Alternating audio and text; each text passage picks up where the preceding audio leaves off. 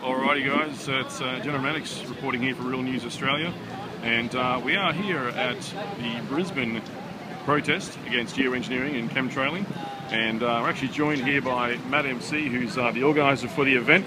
How you going, Matt? Hey, well thanks, man. So we made a bit of an impact here today, you reckon? Well, we've had quite a few see us. I mean, just along the street, you see behind us here, George Street. So we're here in... had the rally for the Reef. Yeah, that's right. A lot of their people take material as well, and we're probably going to go up there afterwards and keep the opposition strong. These people deserve also to know about that the federal government is now funding geoengineering programs. It's not on. The government in Fiji has just come out this last week in support of it. So we have work to do to make sure people know about this. Obviously, we can't rely on such large numbers at this point, but we do well for what we do. So Yep. Yeah. I think you've got a decent turn in here. There's probably around about 20 people, I think, here today. Yeah. There's a few more hanging about over here. We have a gentleman who's few made latecomers, a few people off for lunch, but yeah. Yeah, it's good. It's a good turnout today. I mean, I think you've definitely made an impact here. I personally have actually seen firsthand chemtrails, but one thing I have noticed as well is that the Queensland government was actually complicit in hiring a weather manipulation company called Weather Modification Incorporated. Yep. Back in, I think it was 2008. If you look at their website, you'll actually see the Queensland government listed as a client. Yes. So they've actually, that was back when we were having the drought, so they were trying to manipulate the weather and do some cloud seeding operations. And then lo and behold, we ended up having massive floods shortly after that as well. So rather interesting there as well, a bit of a cause and effect there, I'd say. Yeah, well, I think Anna Bly's on record bringing that tech over here, and Rupert Murdoch's nephew was the one who got the grant. So, Yeah, correct. Yep. Matt Hanbury. So it's all really in the family. You can look it up yourself. There's freedom of information requests out there that shows. There's one particular company called, I think, what's it, Jamsat or something. They sort of appeared randomly around 2009, and they were just up there, even on their website, gloating with full trails coming from the back of their planes, covering up to 20,000 square kilometres. So I don't know. Ridiculous, it's just isn't it? it's crazy. Yeah. And with contracts for millions of dollars. I mean, we put that information out there. Obviously, the Courier Mail and all these others refuse to pick up on it. But Yeah, I've noticed it's a bit of a complete media blackout with regards to geoengineering. Yeah.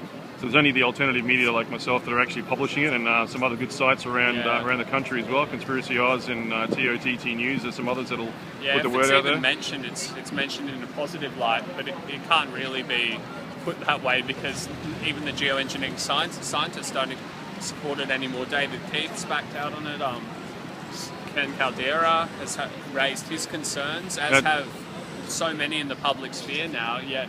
Now, just tell us a bit about what the actual goal is that you believe, and the organisation believes, is what they're trying to do with regards to geoengineering.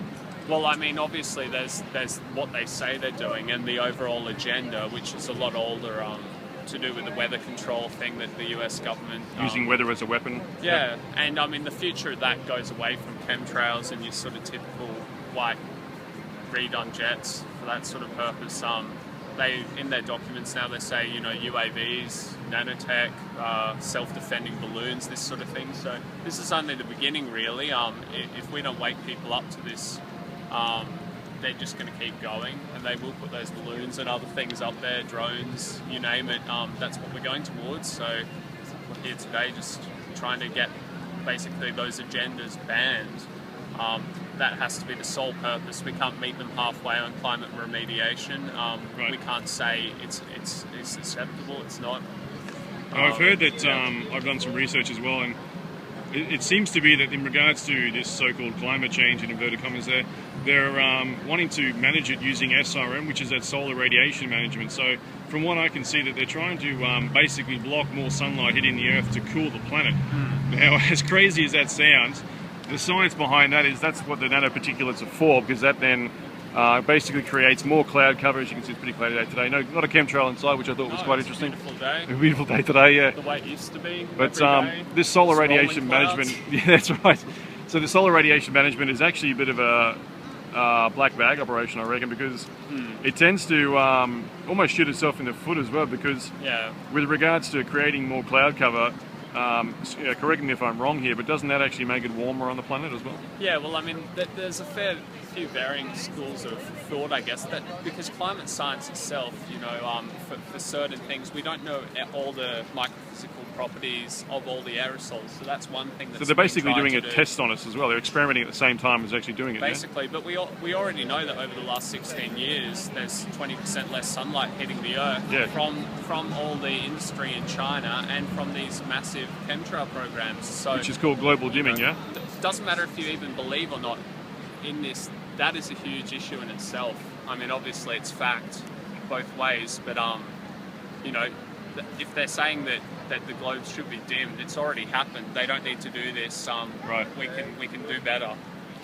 So where do we go from here? We're trying to increase more awareness. I see a lot of people are actually taking the information. I've noticed just people heading through these guys here. They'll grab a CD. They've got DVDs of what in the world are they spraying. You've got a lot of information here on the flyers. So I mean, people will come past and take stuff, and you know, as they please.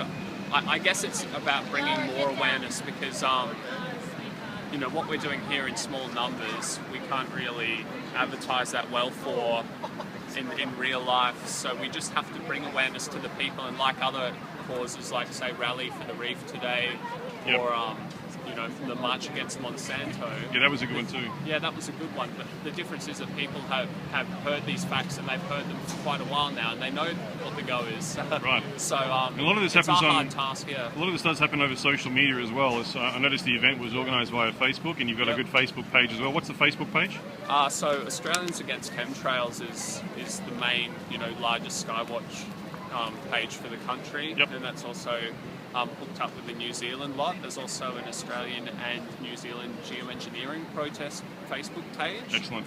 But both of those are now linked in with the website awake.net.au. That's awake.net.au, yep. Yeah. So they can go on there and find a lot of information, yeah? Yeah, well, we're basically just documenting what's going on with the Australian situation there. I'm involved with that side as well, and we're not really sure what that'll go to, but that's basically a place where outside of Facebook and Twitter, where we often have our posts removed, we can at least say and document, and we've got a mailing list as well. So if you select your region, whether it's Melbourne or Adelaide, you can go there and we can keep in contact with you. We can give you a newsletter so you can hear all the sort of news from people like Real News Australia and others that is missing from the discourse, the national discourse. So yeah, I mean, we're making plans, we're doing our best. Yeah, it's good. No, definitely. I think you've made a definite impact today. Thanks for your time, Matt. All the best with regards to the process for the rest of the day. I hope you're here for a little bit longer and you get a bit more information out to the people around. We'll hang around and do our best. Thanks, fantastic. Good on you, mate. Thanks, mate. All right, guys. Well, that's General Maddox for Real News Australia. Signing off.